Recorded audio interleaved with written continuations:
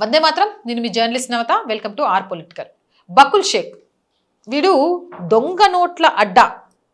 పశ్చిమ బెంగాల్లోని మాల్దాలోని కలేచక్లో దొంగ నోట్ల అడ్డాలో వీడి పేరింటే అక్కడ ఉన్న హిందువులు జనాలు గడగడ ఉనికిపోయేటోళ్ళు. వీడు ఆడిందాట పాడింది పాట. వీడు ఏదనుకుంటే అది చేసేటోడు.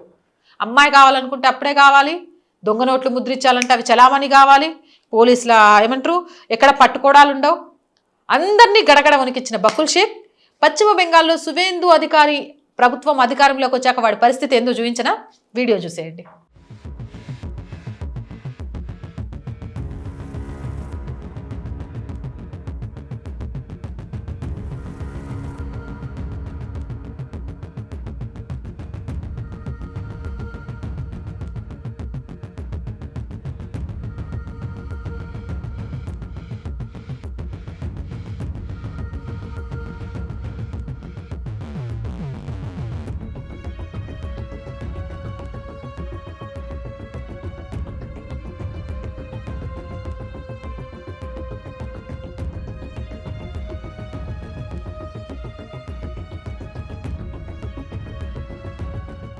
చూసారు కదా వీడియో.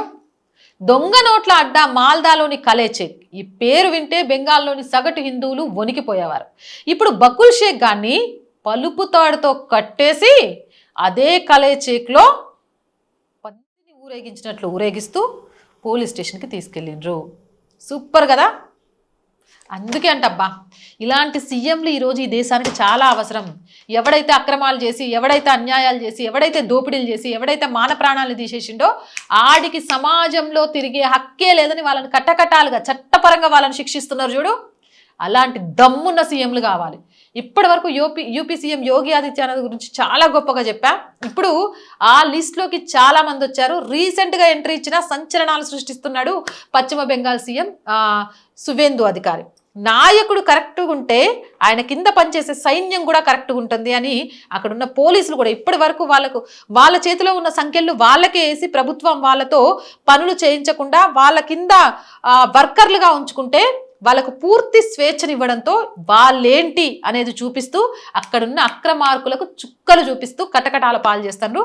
Salute them. జై హింద్, జై భారత్. అండ్ మోర్ వీడియోస్ కోసం our group of channels, our voice, our political, our Sanskriti channels వెంటనే సబ్స్క్రైబ్ చేయండి. కంటెంట్ బాగుందనిపిస్తే లైక్ చేయండి, షేర్ చేయండి. అండ్ ఆర్థికంగా ఆర్ వాయిస్కి చేయుతగా నిలవండి. ఆర్థికంగా సపోర్ట్ చేయాలి అంటే స్క్రీన్ మీద గూగుల్ పే, ఫోన్పేతో పాటు అకౌంట్ డీటెయిల్స్ ఇచ్చాము, మీకు తోచిన సహాయం చేయొచ్చు. అలాగే వ్యాపార ప్రకటనల కోసం 8328500576 నెంబర్ని సంప్రదించండి. జై హింద్, జై భారత్.